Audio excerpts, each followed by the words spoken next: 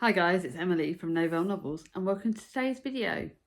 This is my September book haul, gorgeous books. And that is because I have found some stunning books this month. I've got about 2 or 3 at least sprayed edges books. I've got some books that have just got pretty front covers. I've got some classics that are gorgeous. I am over the flipping moon with these books. Yes, I do this all the time. I love my book hauls. And my numbers are not exactly amazing. I was kind of hoping to be like 20 books or less. But it's 26 books. That's not too bad. I'm blaming Chris for a lot of this. We did go to Henley for his birthday, which I will link the Henley blog down below.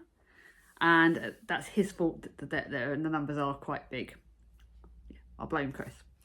Anyway, I don't want this book haul to be really too big. I have got 4 gifted books. I've got 22 non-gifted, so 22 books I bought myself.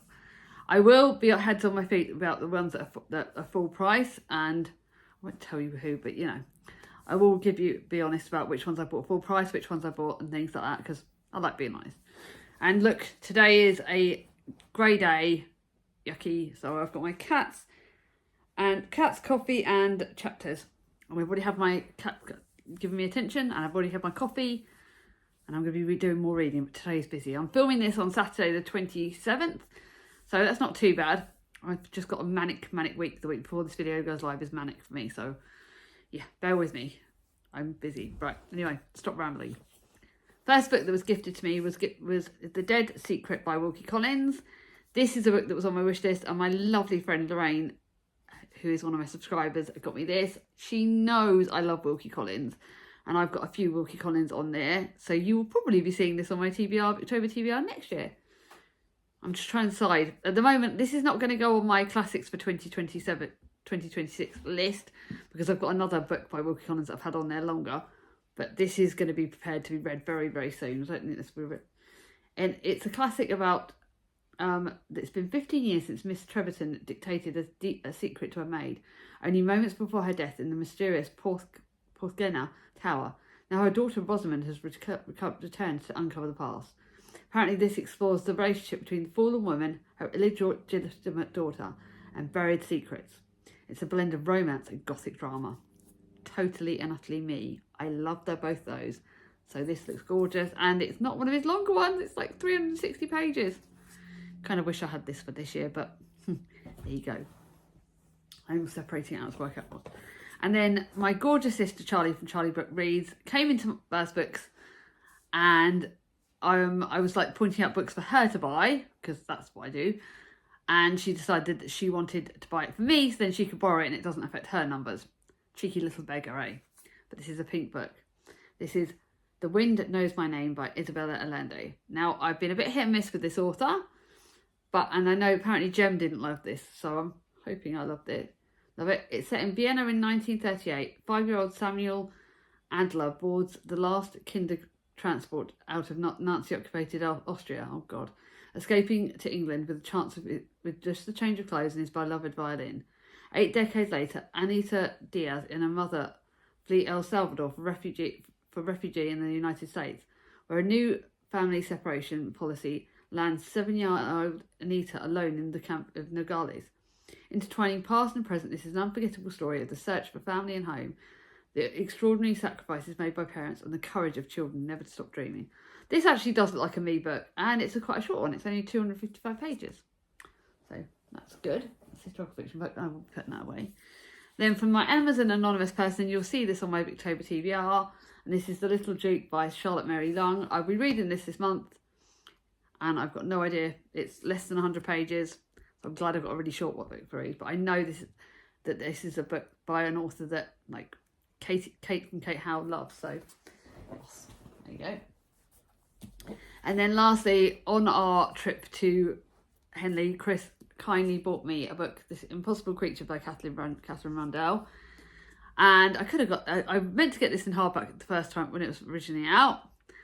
And then I thought about getting it in paperback, and I dilly-dallied, and then we saw this in Oxfam, and now I found out that the works have the sequel to this in hardback for a not too expensive price. So you'll probably end up seeing that on October's book haul. But I know the series has been raved about. A lot of people loved it. It's middle grade fantasy. On the day that Christopher Forrester rescues a drowning baby griffin from a hidden lake, his life changes forever. The adventures that await him will take him over the archipelago. I can't say that. A secret, unmapped cluster of islands where the creatures of myth still live side by side with humans. The adventure also brings him Mal, a girl on the run, with whom he's desperate to transform the destiny of the world. It's a beautiful, beautiful book. I'm really grateful for that. So that's fantasy. That's going to go. Actually, I should put those there and that there, just so I know I like to know my genres. So those are my gifted books. Let's show you the books that I've bought. The first couple of few are classics, because I said to you that when I was doing my book Booktober TBR that I didn't have very many classics, that I used through a lot of my classics.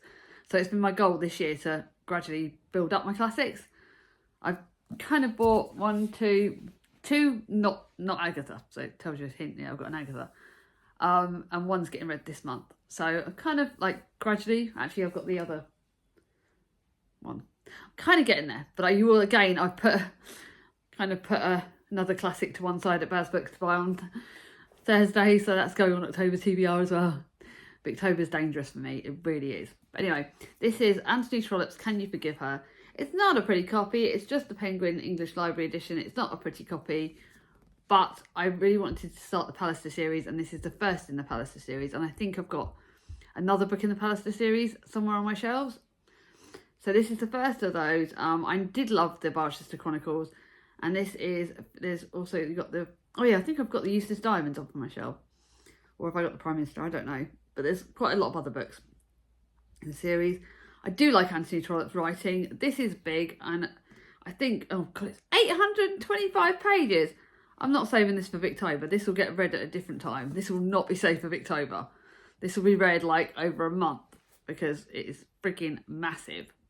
But I've heard Katie spoke a lot about this series years ago and loved it, so I hope I love it too. And then I've got a book that I've already started for Booktober. It's Hester by Margaret Oliphant, so God knows where I'll be reading it by the time you guys get this video goes live. I'm already, like I said, I'm already read I'm gonna go to 6 chapters already. So I just wanted to get a Booktober book started earlier, because it's a group book. It's 460 pages basically, and everyone knows about this book. I'm not talking anymore about this, but I've just met Hester in the book. It starts off about the aging Catherine Vernon, who's jilted in her youth, and Hester is a young relation who is with personality as strong as Catherine and is determined to find a role for herself.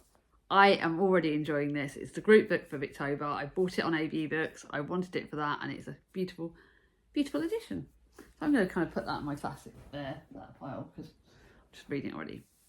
And then I went to Thames Hospice, and I must admit Thames Hospice service was not very good in Bracknell this week, so I was not very impressed. And I saw 2 Agathas. One was one that looked slightly prettier, which was Miss Marple. But when I looked at the ratings when I left the charity shop, it had quite a low rating by Alice. Alice didn't like it, so I decided to buy the other one, because this one is a Poirot. It's kind of quite early off in the series, so I do need to read this relatively soon once I've had my break. I don't know when. We read relatively soon in the series, but this is The Cards on the Table. It's my matching edition. Mr. Shandita was famous for this flamboyant party host. Nevertheless, he was a man of whom everybody was a little afraid. So when he boasted to Poirot that he considered murder an art form, the detective had some reservations about accepting a party invitation to view his private collection. Instead, what began as an absorbing evening of bridge was turned into a more dangerous game altogether. Alice liked this, and I know Berners liked it, so I'm really hoping I will love it. So that actually already is 5 classics. That's not bad. I'm gradually getting there. Like I said, there'll be another one added to that. And then to my one mystery of the month, and that is the Marlowe Murder Club, which I think I've heard mixed things whether they like this as well as the Thursday Murder Club. So I thought I'm reading the Thursday Murder Club series first. and then we're going to start this series. This is about 77-year-old Judith Potts is blissfully happy. She lives alone in a faded mansion in Marlow. Sets the crosswords for the Times. There's no man in her life to tell her what to do or what whiskey to drink. One evening, while swimming in the Thames, Judith witnesses a brutal murder. When the local police don't believe her story, Judith and two unlikely friends decide to investigate for themselves. Together they form the Marlow Murder Club. Now, I live near Marlow, so I'm really looking forward to trying this. I'm just going to take a little pause on this video, which will see me in a second. Actually, no, I won't. Sod it, Mia can wait. I've just had a message from Mia, and I was like, no, she can wait. Anyway, so yeah, we live near Marlow Murder Club. Really looking forward to it. Then to my one non-fiction is The Women of the Cousins of War, and by Philippa Gregory. And this is quite an older book, but it's got some of the women that were part of that Tudor series, and it's non-fiction. So I've read Alison Weir's non-fiction, but I don't think I've read Philippa Gregory's. And it talks about 3 extraordinary true stories of the women who've long been forgotten by history. And they're 3 women that I'm really interested in. So it's Jacquetta of Luxembourg, the royal duchess who married for love and became a mother of the Queen. And then we've got Elizabeth Woodville, who was King Henry VIII's grandmother. Kind of. Yeah, grandmother. Great-grandmother? Grandmother or great-grandmother? And then you've got Margaret Beaufort, who's original and who was the other side. His grandmother on the other side. So I'm really looking forward to reading this. This one won't stay unread for very long because it's actually really, really interesting. And it's not too really long, it's about 300 pages. So I'm really looking forward to that. Now to my fantasy books, and I've got quite a few of those because I really don't mind what mood I'm in at the moment. Actually, no, I've got a few in the history of historical fiction. I'll be honest, this month it was major alert on the old contemporaries and romances. I know what I feel like. So the first of the fantasies is Somewhere Beyond the Sea by TJ Klune. It's just come out in paperback and I wanted the sprayed edges, Waterstones, lovely edition. Pre-ordered it, wanted it. It's a sequel to The House of the Cerulean Sea, which was one of my favourite books of the year when I read it for the first time. If you don't want spoilers for it, wait until this book goes down. But it's Arthur Parnassus has worked for a good life on the ashes of the bad one. He's a headmaster of an orphanage for the magical children on a peculiar lake, assisted by the love of his life, Linus Baker. And together they will do anything to protect their extraordinary and powerful charges. However, when Arthur is forced to make a public statement about his dark past, he finds himself fighting for those under his care. Don't want to read any more. I know I'm going to get this read very soon. It's my jam. 101%. I cannot bloody wait. Then to a book that I wanted to get nearly bought in hardback. So when I saw this on our Henley trip in the independent bookshop, I got it. It's a historically fictiony fantasy. It's set in England in 1848. The season is officially open. High society girls are lining up to exchange magical bargains with the immortal Queen Maureen. Lady Ivy Benton's season arrives with a shocking twist, where the Queen announces a competition to win the hand of her fey son, Prince Bram, and by marrying the prince is a prize that could save Ivy's family from ruin. All I need to know. Totally my jam. Look forward to it. Cannot bloody wait. And then I think that one of the last there's a hardback. No. Obviously had to get this. I can't remember why I got it. I think I got it in Waterstones because it was my treat. I think this one was the start of my month, which I had my one book of the month treat at Waterstones, although kind of, yeah. But it was my treat. It was my treat book at the start of the month. It's the 3rd book in the series. I've read Belladonna. I'm reading the 2nd one this month.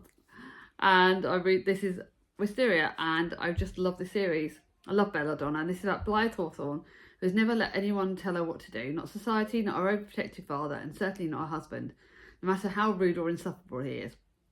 In fact, she's determined to be a thorn in his side for the rest of her days. Don't want to say any more than that, because it probably is connected to Belladonna in the other books. And I cannot wait to read it. Oh yeah, Foxglove's the 2nd one. This is the 3rd. So I've got... That's 4 fantasies. I've got 3 historical fiction. Don't know why I just didn't fancy historical fiction this month, but first one is The Clockwork Girl by Anna Mazzarella. This is historical fiction, but it's apparently historical fiction and mystery. It's set in Paris in 1750. In the midst of an icy winter, as the birds fall frozen from the sky of the chambermaids, So, in the midst of an icy winter, the birds fall, I don't know. The birds fall frozen from the sky. Chambermaid Madeleine Chastel arrives at the home of the city's celebrated clockmaker and his clever, unworldly daughter. Madeleine is hiding a dark past and a dangerous purpose to discover the truth of the clockmaker's experiments and record every move in exchange for her own chance of freedom. This looks like fantasy / historical fiction, so I'm hoping I like that. Then we got The Glassmaker by Tracy Chevalier. I am going to link Sarah's video. Sarah from Her One True Shelf, Your True Shelf. She has been raving about this book. She's only recently read it and really loved it. And I've read some Tracy Chevalier, a lot of Tracy Chevalier, and loved them. This is like a time-jumpy historical fiction work. So it's set in 1846. As the lagoon lies Murano. Time flows differently here, like the grass in the maestros spend their life performing. I don't want to read too much about it, but it does go over like quite a lot of years. It jumps like apparently 100 years per time, but the characters stay the same. So I know Sarah loved this, and I trust Sarah's opinion. She's really got a great eye for historical fiction that I've loved as well. So when I saw this in the charity shop, I had to buy it. And then to one I've got in the charity shop near me. This is The Last Letter from London. It's another World War II book, which I seem to be going back to at the moment. As World War II rages, M15 agent Sarah Gillespie is forced to make the toughest challenge of her life, handling Adeline Vernier, a mysterious double agent from Paris. And it's about a dangerous mission and things. Adeline's coded letters could help the Allies defeat the Germans, but in return she demands that her boyfriend is rescued from Nazi-occupied France. Adeline is not above threatening to double-cross the M15, M15 or whatever it's called. MI5, it's MI5, there you go, my brain's back in gear. To get what she wants, leaving Sarah fretful for the millions of lives at stake. Mystery, historical fiction, totally my jam again. That's only four historical fiction, really not very many. And I'm straight away telling you I've got 11 contemporaries. Oh my god, you can tell where my mind's been this month, and this is already on 18 minutes, so I've not got time to tell you too much. So, first one is a charity shop book. This will be saved for next spring because it looks like a spring and summery book. This is The Sister Pact by Lisa Swift. It's got the word sisters in the title. It's got the word pact. It'll be saved for next year, I think. But it might not be, you never know. But it does look kind of, might be an autumn one, you never know. 30-year-old Brooke Paget is landlady of the Highways Drop. Commitment adverse. She isn't looking for anything serious. And she certainly isn't interested in the pub's new barman. Gorgeous single dad Hayden, or is she? And then when older sister Rihanna Garrett moves back to the pub with her children in tow after leaving her cheating husband, it's clear that living together will be tricky. I just can't wait to read this because it does look a sister family book, which I love. Then to my first of my Christmas books. Yes, I'm starting to buy Christmas books. And because I discovered when I was putting my books away, I have hardly any Christmas books for this year. And I love Christmas books. So I found this on the charity shop. For not too much. Sorry, I'm just going to ignore that. She planned for the perfect Christmas, but that fateful night had other ideas. Crystal didn't have a normal childhood and longed for warm family Christmases with presents under the tree. Now she makes sure that everyone else has the perfect Christmas she never had, bringing beautiful decorations to cheer as many people as possible. It's Christmas romance. I don't need to know more than that. It is totally what I'm looking forward to. Then you've got a few summer books that I did find in the charity shops in Henley and that I've saved for next summer. This is Something Wild by Christina Lauren, which is a duo author. Two authors together that write under the same pen name. It's Christina Lauren. I love their books, and it's a lot of summer romance. Lily has never forgotten the man that got away, but she certainly hasn't forgiven him either. As the daughter of a notorious treasure hunter, Lily makes ends meet using her father's coveted hand-drawn maps, guiding tourists with fake treasure hunts through the canyons of Utah. When the man she once loved walks back into her life, Lily can't believe her eyes. Frankly, she'd like to take him out into the wilderness and leave him there. And the other lead character is called Leah, so I'm really looking forward to that. That's for next winter, next summer. I don't know why I'm trying to organise this. Another one that could be read at any point. This has been at the charity shop at Baz Books for ages, but I don't know why. This is something in me keeps wanting to buy it. And this is Everything is Beautiful by Eleanor Ray. I don't know why something is... Well, apparently this could be a bit of a devastating, heartbreaking book. So even though it's a blue, pretty cover, it could be read at any time of the year, I think. When Amy Ashton's world falls apart, she starts a collection. Just a few keepsakes for the happier times, some honeysuckle to remind her of the boy she once loved, a chipped china bird, an old terracotta pot, the things that others might throw away, but to Amy they represent the life she could have had. Now, 11 years later, her house is overflowing with objects she loves. Soon there'll be no room for Amy at all. Oh my God, looks like a heartbreaker. And I am one that hoards everything. So yeah, we're not going to go there on the amount of cupboards that I need to go through and clear out, and the cupboards under the stairs, because I keep everything too. So this may kind of be a bit challenging for me on that side. And then to one of my treats of the month, the Works treat, The Story of My Life by Lucy Score. I've loved all of Lucy. I literally love the Knockerman series. I've loved the other series that I'm reading, Pretend You're Mine, that series. And this is the first in another series, the Story Lake series, and the second's coming out next year. So I am going to be saving this for next year, but I had to get it for this cover. It's got the words "The Story and My Life," so it's like a small town rom-com from the queen of romance. I love her books.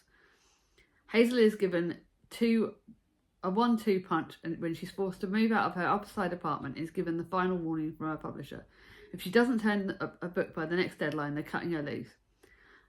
Hazel rashly decides to leave what's left of the city behind and impulsively buys a house in rural Pennsylvania, sight unseen. How better to entertain her loyal readers that she still has and rediscover her writing mojo. Looks so me. But yeah, that will be safe for next year. One that's going on my November TBR, so actually I don't even think there's any point putting that back on the shelves because I think that's going straight into my trolley. I think I'm actually going to early get my November TBR sorted. So this is going on my November TBR, and this is all wrapped up by Heidi Swain. It's the first time she's done an autumnal book. Normally she does Christmas books and summer books, but this is connected to the Windbridge series, which I blooming loved. It's autumn book. I've been read in the last month of autumn. Clemmy Bennett has been renovating a beautiful Rowan cottage on the outskirts of the small town of Windbridge for 18 months following a very public heartbreak back in her hometown. A popular Instagram influencer lost her husband, sold their home, and has been cozying up with the friends in a very private life, but now she feels like it's time for a change. Cannot bloody wait for that. Then to the start of what's kind of a theme now. And this is the first of the Happy Ever After playlist by Abby Jimenez. I've started buying this author's work. I swear I've read The Friend Zone. I don't know if I'm really worried I've read this, but according to Storygirl, I haven't. So hopefully it's not on the old Goodreads that I used to have. 2 years after losing her fiancé, Sloane Monroe can't seem to get her life back on track. But with one troublemaking pup with a take me home look in his eyes, it's about to change everything. With a new pet at her side, Sloane finally starts to feel like she's more like herself. Then after weeks of unanswered texts, Tucker's own owner reaches out. He's a musician on tour in Australia with the bottom line, he wants Tucker back. Romance, pink book, my jam. Then to another book that I got at the Works, and this is Flawless by Elsie Silver. It's the start of a cowboy romance series that's Saucy Books, and this is Danny's Bookworld's fault because she recommended this series. I'm going to try this. If I like the rest of it, I might buy the box set, or I might just have to gradually buy them individually. The rules are simple. Keep my hands off his daughter. And now I'm stuck with her. There's only one broken bed, and rules are made to be broken. I'm the golden ball of professional bull riding. At least I was till it blew up in my face. Now my agent says I have to clean up my image, so I'm stuck with this ball-busting daughter for the rest of the season as my full-time supervision. Saucy romances, cowboys. Fancy trying that series. Then to Sarah Morgan's summer book that came out this year. Didn't get it in time. I didn't want to buy it full price, so yet again Sarah Morgan's books have been left for next summer. And this is The Secret Escape. I love this author's romances. A lifelong friendship. Childhood sisters Millie and Nicole are more like friends and sisters. More like sisters, right, okay. Millie has never understood why Nicole dropped out of contact all those months ago, and Millie buried that hurt and moved on with her life. A call for help. Now suddenly Nicole is begging for Millie's help. She needs somewhere private to hide, and the only safe place she can think of is Millie's holiday home holiday home business in the Lake District. Millie knows she should say no to Nicole, but she can't ignore the desperation in her old friend's voice. she lets it say. So all about that. It's a bit of a random one I bought at Tesco's, because I saw that Tesco's in Woking, where we live, had a little stand thingy of charity books, and you just had to give a little donation to whatever you had it ever change, and you could bring books there and drop them off, and it's like a $2 one. So I did that, and this looks like another romance. Escape to the French Riviera by Helga Jensen. I've seen her books in the works, and she does look like quite a good romancy summary books. Can Lucy find a second chance romances in the glamour of the French Riviera? When aspiring author Lucy attends her friend's 50th birthday party in glamorous Monaco, she has no idea that they're about to change her life forever. Fans of second chance romances, fans of older protagonists, totally my jam. And then last but not least, I wasn't going to get the book yesterday, but I went into works to I went into works just on the off shot. Again, I'm blaming Danny, because she keeps going on about the fact that the works have had a sale and found gorgeous. She got some really gorgeous books. Missed a lot of their sale books, but I found this for £1. It was originally £5 and I got it for £1. Bad Publicity by Bianca Gillam. It's pink, it's romance, it's about books and publications. Until today they were just X's. Now they're about to be a whole lot more. When Andy learns her dream job as a senior book publicist, she's ready to take the world of New York publishing by storm, until her first day when she discovers that her biggest author, Jack Carlson, is the same Jack who ruined her life at university, and the one she hasn't spoken to for 5 years. Romance, pink book, what more could I ask for? So yeah, kind of get the theme of what's been going on. But firstly, before I do all that, what books have you been buying in September? Have you found any books you like? Are there any of these you think I should prioritise? Any of these you want to buddy read sometime?